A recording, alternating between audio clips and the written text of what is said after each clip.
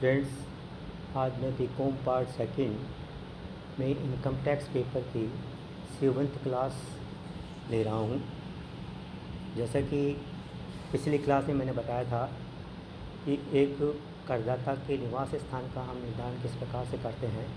इसमें व्यष्टि यानी एन इंडिविजुअल के निवास स्थान निर्धारण के बारे में मैंने आप लोगों को बताया था। इसमें एक बताई थी बात कि भारत में रहने के दिनों की गणना हमें करनी होती है। जैसे 60 डेज़ का था या 365 डेज़ का था, 730 डेज़ का था, लेकिन ये इन दिनों की गणना करेंगे कैसे? इसमें सब बड़ी समस्या आती है। एक तो आने के दिन यानी जिस दिन वह भारत में आता है और जिस दिन भारत से बाहर जाता है, उस 2 दिनों की थोड़ी समस्या आती है। तो देखिए, यदि किसी व्यक्ति के इंडिया में आने का समय है, जिस तिथि को वो आता है, उस तिथि को यदि वो किस समय में आया और किस समय वो गया, तो हम दोनों दिनों के इंडिया में रहने के आवर्स यानी घंटे काउंट कर लेंगे। यदि इन दोनों दिनों में रहने के घंटे यदि 24 घंटे से ज़्यादा हैं तो हम एक दिन काउंट करेंगे और शेष अवधि को छोड़ देंगे। लेकिन आने का समय और जाने का समय क्वेश्चन में दिया हुआ नहीं हो तो हम आने के दिन को पूरा दिन मानेंगे और जाने वाले दिन को भी पूरा दिन मानेंगे। करदाता भारत में कितने दिन रहता है,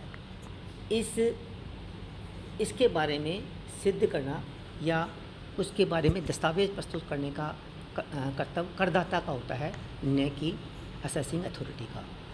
चूँकि गत वर्ष में जितने ज़्यादा दिन वह भारत में रहेगा उतनी ही उसके निवासी होने की संभावना बढ़ जाती है और उस हिसाब से उसके टैक्स लायबिलिटी का भी निर्धारण ज़्यादा होता है। इसलिए वो अपने हिसाब से सही गणना करके उसको करनी चाहिए।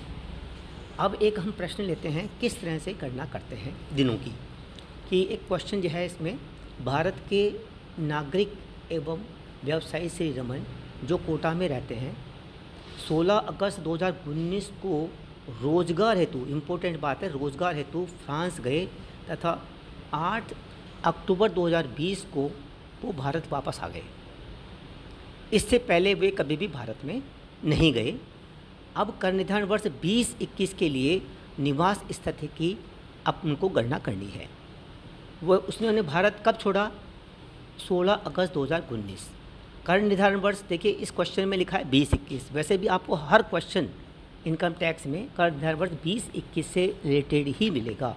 तो 2021 कर निर्धारण वर्ष के लिए जो प्रीवियस ईयर है यानी गत वर्ष है वो कहलाएगा 19-20, यानी 1 अप्रैल 2019 से 31 मार्च 2020 की अवधि के बीच में अपन को सारी गणना करनी है। जब 16 अगस्त को उसने इंडिया छोड़ा यानी 1 अप्रैल 2019 से 16 अगस्त 2019 की अवधि इंडिया में रहने की अवधि मानी जाएगी। फिर उसके बाद 31 मार्च 2020 तक तो इंडिया में आया नहीं, वो तो आया नेक्स्ट ईयर, तो उससे कोई मतलब नहीं है। हमको ये देखना पड़ेगा कि गत वर्ष 2019-20 में वह भारत में कितने दिन रहा। तो अप्रैल से हम काउंट करेंगे, अप्रैल 2019 से। तो मैंने इसमें लिख दिया है अप्रैल 2019 में पूरे 30 दिन रहा, मई में पूरे 31 दिन रहा, जून में पूरे 30 दिन रहा, जुलाई में भी 31 दिन रहा और अगस्त 2019 में वह 1 अगस्त से 16 अगस्त, क्योंकि इसमें 16 अगस्त को जाने की डेट नहीं दी है, मतलब समय नहीं दिया हुआ किस समय गया, तो हम ये मानेंगे 16 अगस्त को रात को 12 बजे गया, यानी पूरे दिन यहीं रहा। तो 16 अगस्त के लिए 16 अगस्त तक का टाइम यानी 1 अगस्त से 16 अगस्त 16 दिन, इस तरह से कुल मिलाकर वह 138 दिन भारत में रहा। अब देखिए इसमें कि निवास स्थान के लिए मैंने बताई थी आपको 2 कंडीशंस देखनी होती हैं। एक तो आधारभूत यानी बेसिक कंडीशन और एक है एडिशनल कंडीशन। आधारभूत कंडीशन में हमने इसमें लिखा था कि भाई इंडिया, आधारभूत कंडीशन में 2 कंडीशन थी। एक तो इंडिया में 60 दिन रहे कम से कम और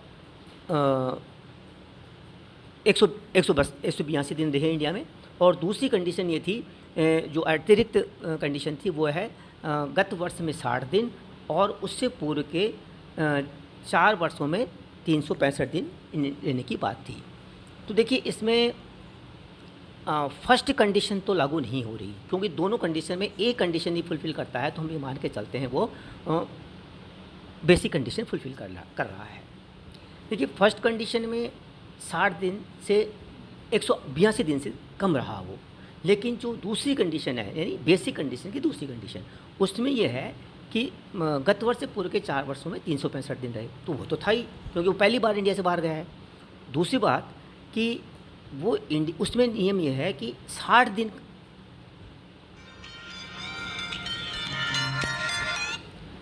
60 दिन की बात आती है इसमें।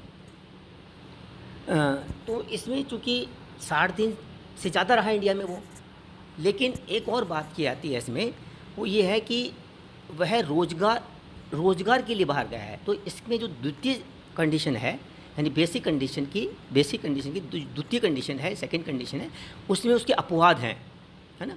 और उस अपवाद के तहत 60 दिन की जगह 182 दिन इंडिया में रहना पड़ेगा, तब वो द्वितीय कंडीशन फुलफिल मानी जाएगी। जबकि वो 182 दिन से कम यानी 138 दिन ही रहा। इसका मतलब यह है दूसरी कंडीशन यानी बेसिक कंडीशन की दूसरी कंडीशन फुलफिल नहीं कर रहा है ना।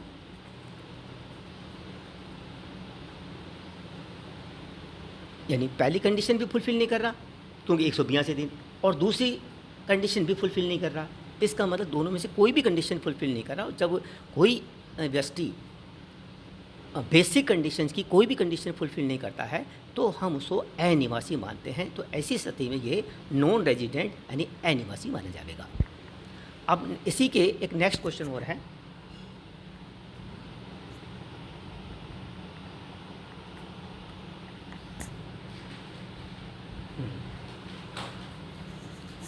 इसमें ये कह रहा है कि उक्त प्रश्न में यदि रमन रोजगार के लिए न जाकर के और घूमने के लिए फ्रांस जाता है तो क्या स्थिति बनेगी।